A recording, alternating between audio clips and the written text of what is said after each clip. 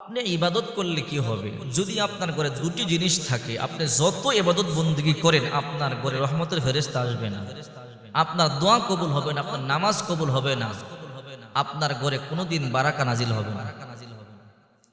বুখারী শরীফের 5525 নম্বর হাদিস, হযরত তালহা রাদিয়াল্লাহু তাআলা আনহু বলেন, বিশ্বনবী মুহাম্মদ সাল্লাল্লাহু আলাইহি ওয়াসাল্লাম বলেছেন, যেই ঘরে দুটি জিনিস থাকবে ওই ঘরে রহমতের ফেরেশতা প্রবেশ করবে না, তাদের নামাজ কবুল হবে না, রোজা কবুল হবে না, তাদের ইবাদত আল্লাহর দরবারে পৌঁছবে না। আপনার ইবাদত যদি আল্লাহর দরবারে না পৌঁছে তাহলে আপনার প্রতিদান পাবেন কিভাবে? আপনি কাজ করেছেন, মালিক জানেই না, খাতার মধ্যে হাজিরা নাই। আপনি কাজ করেছেন, ফোরম্যান জানে না খাতার মধ্যে হাজিরা নাই, আপনাকে বেতন দিবে? আপনি কাজ করেছেন, মালিক জানে না, আপনাকে যেমন বেতন দিবে না। আপনি ইবাদত করেছেন, আল্লাহর দরবারে সেই ইবাদত পৌঁছে নাই, তো সেই আল্লাহ আপনাকে সেই ইবাদতের প্রতিফলও দিবে না।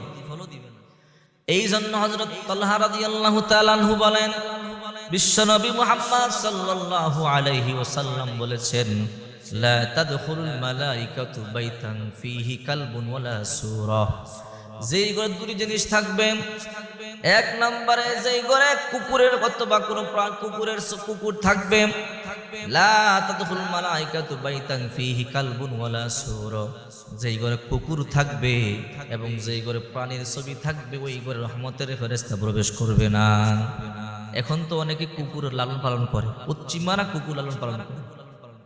কুকুর আপনি ফালতে পারেন, এত কোনো বাধা নাই, কিন্তু আপনি যেই করে নামাজ পড়েন, যেই করে খাবার খান, যেই করে দোয়া দুরুদ পড়েন, যেই করে মুনাজাত করেন, কোরআন তেলাওয়াত করেন, ওই ঘরে কুকুরকে জায়গা দিবেন না। যেই ঘরে আপনি বসবাস করেন ওই ঘরে কুকুরকে জায়গা দিবেন না। আর পশ্চিমা ইহুদি খ্রিস্টানরা কুকুরকে নিয়ে ঘুমায়।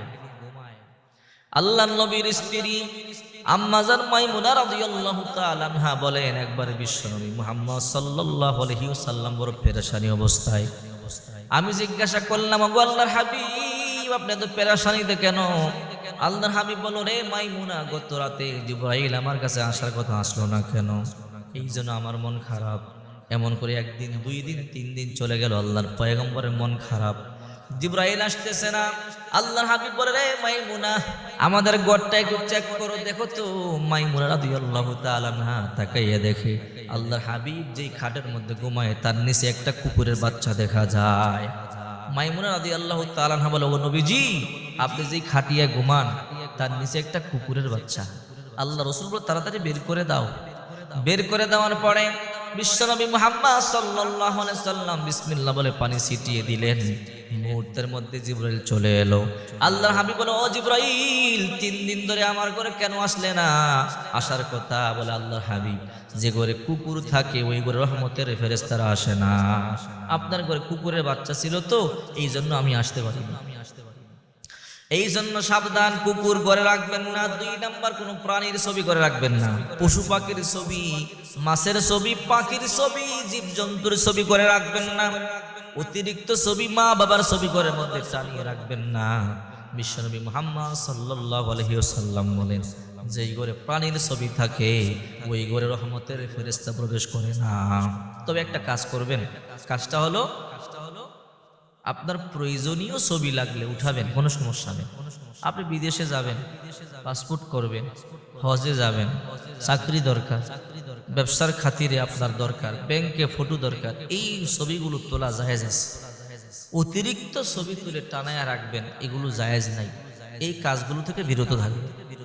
এই জন্য বিশ্বনবী মুহাম্মদ সাল্লাল্লাহু আলাইহি ওয়াসাল্লাম বলেন, লা তাদখুলুল মালাইকাতু বাইতান ফী কালবুন ওয়ালা সূরা, যেই ঘরে কুকুর থাকে অথবা কোনো প্রাণীর ছবি থাকে ওই ঘরে আল্লাহর রহমতের ফেরেশতারা প্রবেশ করে না।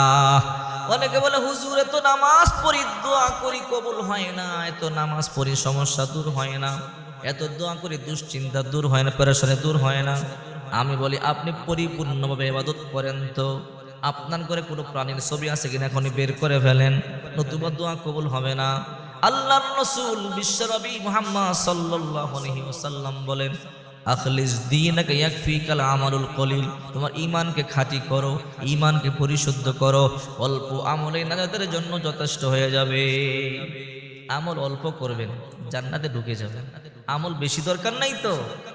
অনেকে লোক দেখানো আমল করে। আল্লাহ বলে আল্লাযীনা হুম ইউরাউন, অনেকে আছে লোক দেখানো নামাজ পড়ে, লোক দেখানো হজ করে, লোক দেখানো উমরা করে, লোক দেখানো ইবাদত করে। কিয়ামত পর্যন্ত ইবাদত আল্লাহ কবুল করবেন না। ইবাদত করতে হবে একমাত্র আল্লাহর সন্তুষ্টির জন্য। সন্তুষ্টি কার? আল্লাহ। একমাত্র আল্লাহর সন্তুষ্টির জন্য যদি ইবাদত করতে পারেন, ওই ইবাদত কবুল হবে। অন্তরে রিয়া থাকলে, তাকাব্বুর থাকলে, অহংকার থাকলে ওই ইবাদত আল্লাহ কোনোদিন কবুল করবে না। এই জন্য বেশি বেশি ইবাদত করবেন। আল্লাহ পাক ইবাদতকারীকে পছন্দ করেন। আবেদ যারা, তাদেরকে আল্লাহ বড় মুহাব্বত করেন, বড় ভালোবাসেন।